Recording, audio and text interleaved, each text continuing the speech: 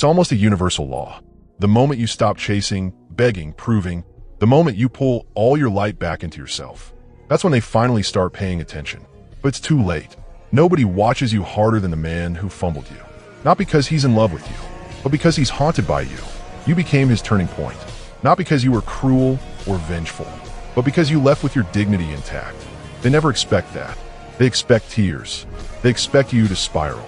They expect to still have access to your body, to your heart, to your time. But you didn't collapse. You've transformed. And now, he's watching, silently, obsessively, trying to decode a woman he never even tried to understand when he had the chance. Because what's more attractive than beauty? Unbothered energy, self-respect, quiet detachment.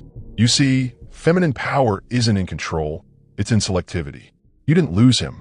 He lost the version of you that would have given him the world. That's the irony. He thought the soft, loyal, patient woman you were was who you are. He didn't realize she was conditional.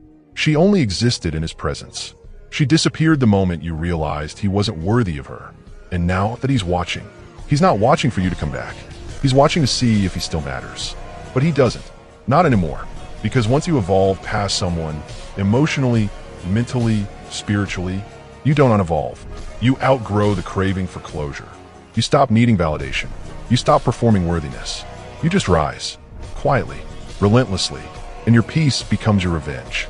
A stoic woman doesn't scream her boundaries. She simply disappears when they're disrespected.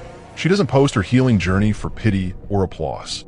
She lives it fully, presently, privately. Because her power is not for show. It's not performative. It's internal, rooted, deep. And what's rooted can't be shaken. This is what he didn't understand. You weren't trying to be hard to get. You were just hard to forget. Because your energy was real. Your love was pure.